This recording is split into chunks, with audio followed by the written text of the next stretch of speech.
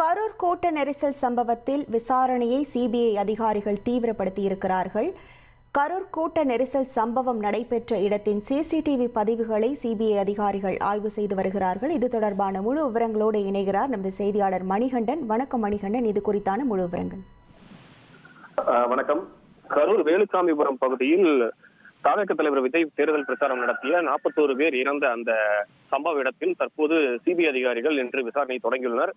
கடந்த 2 மணி நேரமாக தொடர்ச்சியாக விசாரணையானது நடைபெற்று வருகிறது. குறிப்பாக அந்த சிபிஐ குழுவில் எஸ்பி பிரவீன்குமார், சிபிஐ அதிகாரியான எஸ்பி பிரவீன்குமார் தலைமையிலான 12 பேர் கொண்ட குழுவானது விசாரணையை தொடங்கியுள்ளது.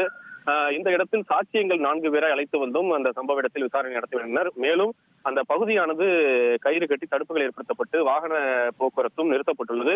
குறிப்பாக அந்த சம்பவ இடம் அமைந்துள்ள வேலுசாமிபுரம் பகுதியில் இருக்கக்கூடிய கடைகள், வணிக நிறுவனங்கள் மற்றும் ஐடி கம்பெனிகளில் இருக்கக்கூடிய சிசிடிவி காட்சிகளை ஆய்வு செய்வதற்காக அந்த பணியானது தற்போது நடைபெற்று வருகிறது.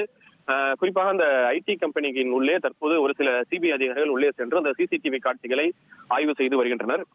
தொடர்ச்சியாக விசாரணையானது நடைபெற்று வருகிறது. நன்றி மணிகண்டன்.